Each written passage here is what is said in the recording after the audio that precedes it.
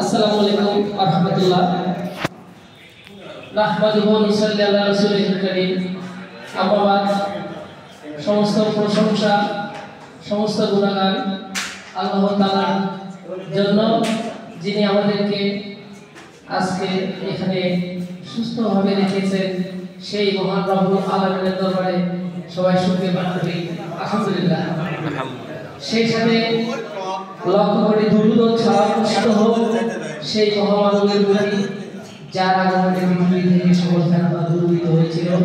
সেই রাসূলের দরবারে সবাই দুরূদ পাঠ করি, সবাই বলি সাল্লাল্লাহু আলাইহি ওয়াসাল্লাম। তো সকল ছাত্ররা, আজকে একটা আমি এদিকে যাচ্ছি, যাতে মাঠের ভিতরে একজন স্যার বললেন যে আপনার রোগে কি হয়েছিল। নাম্বার 1, নাম্বার 2, যখন গেটে ঢুকি তখন আমাদের এক স্যার বললেন যে স্যার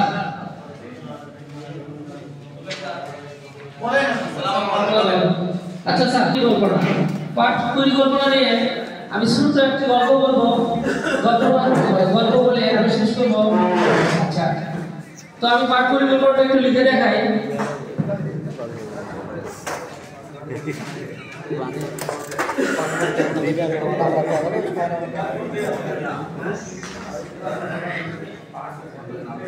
স্যার, পাঠ পরিকল্পনা আসলে পাঠ মানে কি?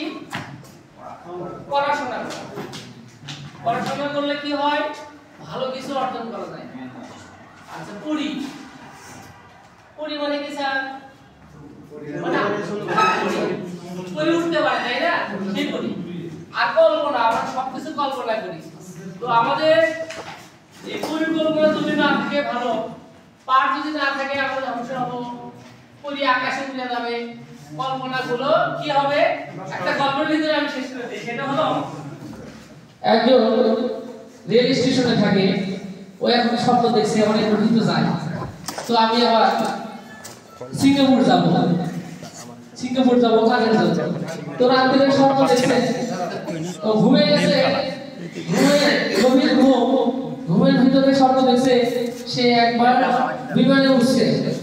বিমানে উঠে বলছে যে বাংলাদেশের এত গরিব, এত নোংরা, এত রেল স্টেশন, এগুলা আমি কি করবো? আমি এই গরিব বাঙালিকে আরেকবার দেখেই চলে যাই। তারপর ওই কাঁথা কি ওই তার উপরে চাদর ছিল, চাদরের ভিতরে যখন বিমানে বসে দেখে যায়, জানালা যায়, খুলে মাথা ঢুকে দিছে।